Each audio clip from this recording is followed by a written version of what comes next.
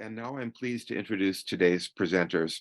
Dr. Andrea Fulmer-Greenhood, who, as you heard, goes by Dia, is Professor of Psychology, Director of the Center for Teaching Excellence, and Gott Teaching Scholar at the University of Kansas.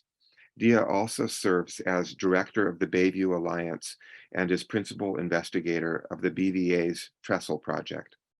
And Dr. Caroline Bennett is Professor of Civil, Environmental, and Architectural Engineering and Dean R. and Florence W. Frisbee Associate Chair of Graduate Studies at the University of Kansas.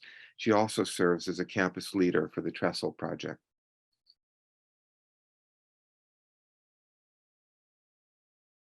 The goal of this webinar is really to use this Trestle initiative to illustrate how researcher-practitioner partnerships can be used to transform teaching and learning at institutions of higher education. So we were trying to respond to a number of drivers for transforming undergraduate education. And these drivers have really been multiplying over the last decade or more.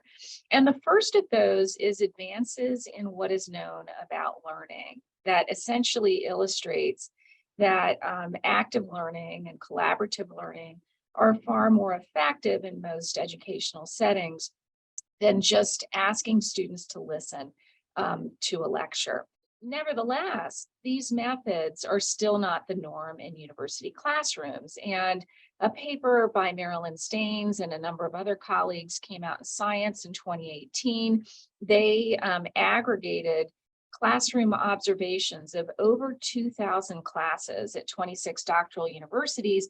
And in those analyses, they showed that the vast majority of class time was still being spent on lecture, and with students spending almost 90% of the time in class just listening, as opposed to actively engaging with the material.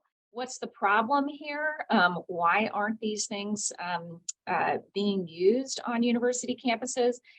Lauren already mentioned that this is really an issue of institutional and cultural change. This is a big problem, and we have a huge ship to turn around here. In addition to that, there are just a lot of barriers. So here are some of the common ones that come out in the literature. Not all faculty are aware of the practices or how to implement them. There aren't often incentives or time provided for making changes and making improvements. And then there are some individuals who have tried the methods, but very often they don't go smoothly the first time around and might need a little bit more scaffolding to really see an impact. So the Trestle initiative is designed with these issues in mind. We wanted to design and implement an intervention that would promote widespread faculty adoption of these better teaching practices that we know can improve learning and eliminate disparities for minoritized students. We also, at the same time that we wanted to make a change on our campuses, we wanted to advance our understanding of how to accomplish such a change by studying the impact of this intervention model that we designed at multiple institutions. So in our approach, we centered faculty agency and partnered researchers and scholars of systemic change with practitioners. And in this case, the practitioners were faculty leaders who themselves were trying to make changes happen in their own departments or their schools. By describing a little bit of context for how I, as a practitioner, was situated within the Trestle initiative. So I was a co-I on the project, so I had very regular meetings with the rest of the project leadership, but I was also responsible for rolling out a lot of the change programming and overseeing how that worked in the School of Engineering here at the University of Kansas. So as part of that, I was working on building a community within the school, and I also was supervising our postdoctoral teaching fellows who are our embedded experts working on Trestle at KU.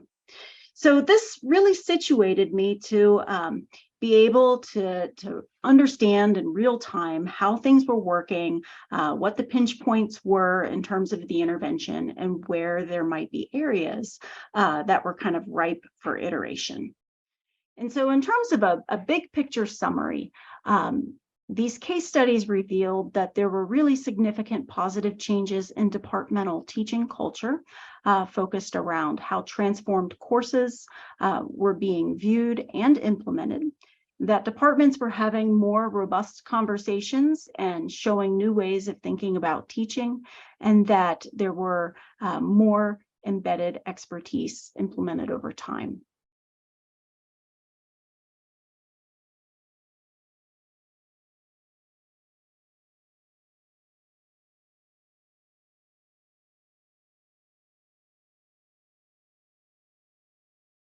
The partnership between researchers of the institutional change and the practitioners of these principles really helped us to create a nimble approach so that we were able to engage in rapid practice-informed improvements to the intervention and therefore its impact.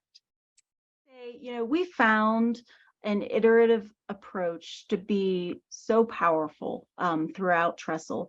And one of the reasons that it worked in our context was not only because we had the presence of the researcher and the practitioner side, but also because of how connected they were in the project, that was structurally very connected. That was always intended to be the case from the initial conceiving of the project.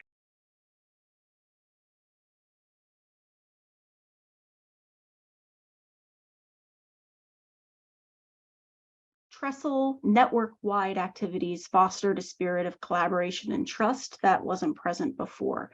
So participants really valued being a part of the network. They really valued being able to translate ideas from one institution or one department to another. And participants also valued being part of something larger. The Bayview Alliance enabled us on all of our campuses to do things that we could not have done alone as an institution alone. So there's so many ways in which it was a catalyst and a support. One is the idea of embedded expertise traveled from UBC to KU by virtue of the Bayview Alliance. So just the initial spark for the intervention.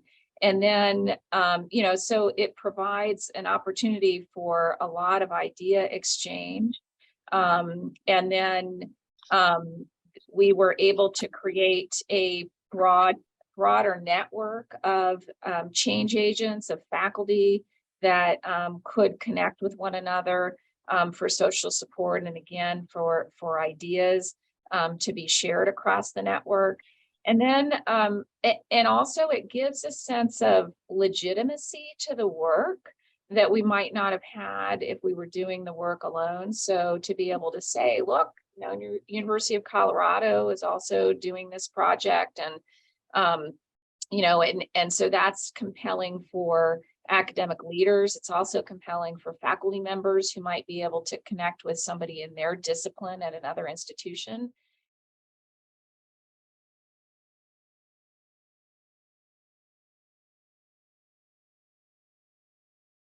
It's really helpful for the initiative to be situated in a unit that has broad reach to the faculty, and that so when there was a center that and led by a set of individuals that have some leadership capacity or leadership role at the institution, but also an ability to connect the initiative with other related initiatives. So at KU, for example, we were able to align several other things that we were doing out of the teaching center with what was going on in Trestle. And that synergy really enabled us to boost the impact.